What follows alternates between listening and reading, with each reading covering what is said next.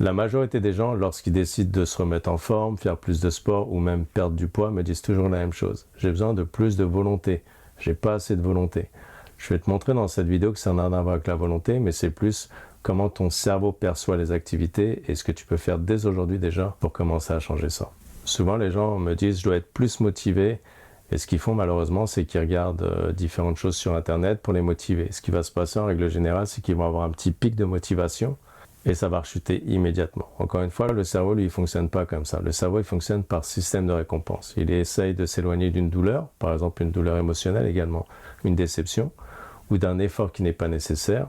Et également, il a besoin d'avoir des petites récompenses tout le long pour justement continuer l'activité. Le pilier numéro 1, ça va vraiment être de limiter ce qu'on appelle les frictions. Il faut vraiment rendre l'activité sportive ou même le but à atteindre le plus facile possible. Alors ça paraît risible de dire ça, mais en fait je te donne un exemple.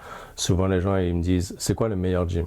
Où je dois aller m'entraîner? Et je dis toujours le plus proche. Si tu as le meilleur gym au monde mais qu'il est à 45 minutes de route, probablement que ton cerveau va trouver des excuses pour ne pas y aller. Tu vas procrastiner. Alors des fois, c'est des excuses qui sont vraies, qui sont viables, mais dans beaucoup de cas, il va également juste t'éloigner de ça parce qu'en fait, c'est une friction qui n'est pas nécessaire pour lui. Donc c'est un effort non nécessaire. Si jamais ton gym il a 10 minutes, ça va être beaucoup plus facile d'y accéder. Je dis toujours la même chose. Est-ce que c'est accessible facilement?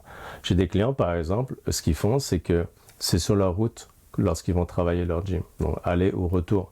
J'ai d'autres personnes par exemple qui ont un gym à la maison. Alors je dis pas que tout le monde a la capacité d'avoir un gym à la maison, mais vraiment l'accessibilité. Moi mon gym il a 10-15 minutes de marche maintenant, parce que je sais que j'ai une journée en règle générale qui est compliquée, qui est occupée, et forcément je veux avoir cette facilité d'accès pour être sûr que je m'entraîne. Ça n'a rien à voir avec la motivation encore une fois. C'est créer un système dans ta journée qui rend presque impossible le fait de ne pas accéder à l'activité. Et c'est vrai également pour la perte de poids, par exemple, pour te remettre en forme. Aujourd'hui, il y a un ensemble de choses dans ton environnement qui créent des frictions à ton objectif. Par exemple, peut-être que tu achètes des petits bonbons, des petits gâteaux, des petits trucs qui traînent à droite, à gauche. Regarde ton environnement, mais honnêtement, et facilite ce que tu dois mettre en place pour que l'accessibilité à l'objectif soit déjà établie. Ça, c'est vraiment ce qui va t'aider. Un gros pilier également, c'est qu'il faut que tu saches que des fois il y a des journées où tu n'auras pas envie de faire du sport. Et j'en parle souvent, la pensée dichotomique, c'est tout blanc, tout noir. Je suis pas à mon 100%, donc je préfère ne pas y aller, j'irai demain quand je serai à mon 100%. Sauf que demain, tu seras probablement pas à ton 100% également. Et si tu regardes le nombre de fois où tu es à ton 100% dans l'année, il y a peu de fois. Moi, si je me regarde, personnellement, il y a plein de fois où j'ai pas envie de m'entraîner, il y a plein de fois où je suis fatigué également. Alors je dis pas fatigué au point de ne pas y aller, mais c'est juste que si tu attends le 100% du 100%, malheureusement, tu vas beaucoup de fois échouer. Et ce qui est drôle également, c'est que par exemple, mes meilleures séances de sport, mes meilleures performances, souvent je les ai fait quand j'avais aucune envie d'y aller et je me sentais même fatigué. Alors bien sûr, il faut faire la différence entre la réalité physique, lorsqu'une personne est profondément fatiguée, lorsque le corps n'a pas vraiment envie d'y aller, tout simplement. Également, il faut que tu trouves une certaine satisfaction dans le processus et dans l'activité. Souvent, les gens sont trop obsédés par le résultat final et ils se disent « ouais, mais je vais me sacrifier là, je vais y aller pendant 2 semaines à fond, je vais faire beaucoup de sacrifices » et puis comme si lorsque la personne allait atteindre cette ligne, entre guillemets, imaginaire, la ligne d'arrivée, « ah, c'est bon, je suis arrivé, maintenant je peux retourner à mes anciennes habitudes ». Ce qu'il faut comprendre, c'est que le corps, lui, il fonctionne par adaptation constante. Donc, aussi bien le cerveau que le corps, lorsque tu décides par exemple de faire un régime et que tu vas 2 semaines à fond, tu perds du poids, souvent c'est du muscle, de l'eau également. Et lorsque tu te dis, j'ai atteint mon objectif, je peux retourner à ce que je faisais avant, tu vas continuer à reproduire les mêmes résultats que tu avais avant. Il faut que tu mettes en place cette satisfaction dans le processus. Pas juste dans le résultat final. Par contre, il faut faire une distinction entre prendre du plaisir dans le processus, avoir des petites victoires qui vont donner l'information au cerveau de vouloir en faire plus et vouloir constamment se divertir. Je vois beaucoup de gens, malheureusement, souvent ils sont sur les réseaux sociaux, ils regardent des choses, « ah ça a l'air bien, ça a l'air cool, je vais le faire », mais il n'y a pas d'efficacité derrière. Donc ça dépend vraiment de ce que tu veux. Je dis toujours la même chose aux gens, trouve une activité physique que tu aimes faire. Même si tu n'avais pas de résultat, tu aimerais faire cette activité physique-là, mais également, ne rentre pas dans le piège de vouloir constamment se divertir. Il y a quand même des stratégies qui sont plus efficaces que d'autres.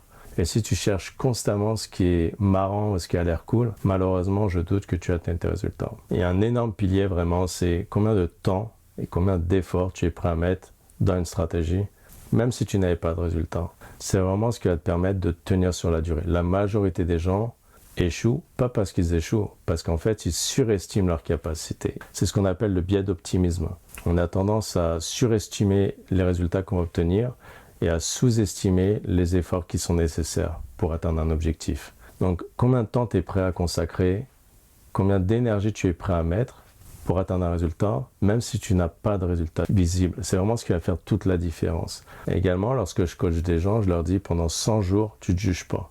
Bien sûr, les personnes vont avoir des résultats avant les 100 jours, mais le but, c'est vraiment de créer comme un gap mental où pendant cette période-là, tu décides justement de ne pas te juger. Les gens se jugent beaucoup trop rapidement, ils échouent parce qu'ils abandonnent.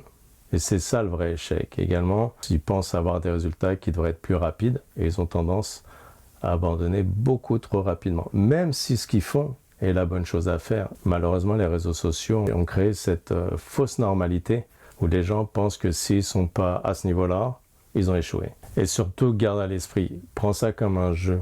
Prends ça comme un jeu. Le but du jeu, encore une fois, c'est pas d'être le meilleur ou la meilleure tout de suite. Le but du jeu, c'est d'apprendre et vraiment de prendre du plaisir dans le processus. Au jour le jour. Aujourd'hui, j'ai atteint ça, c'est bon. Aujourd'hui, j'ai atteint ça, c'est bon. Juste des checklists, entre guillemets. Je te parle pas des to-do lists interminables qui fonctionnent pas. Je te parle vraiment de checklists. Lorsque j'entraîne des gens, je leur dis toujours la même chose. Si tu as besoin de te focaliser juste sur les quelques piliers qui sont nécessaires, oublie le reste. Si cette vidéo t'a été utile, tu peux me le laisser savoir avec un petit like. Également, si tu le désires, j'ai des outils gratuits dans la bio ou dans la description. Également, j'envoie des emails qui sont quasiment des mini-formations. Si jamais ça peut t'aider, ça me fera plaisir. Je te dis à la prochaine.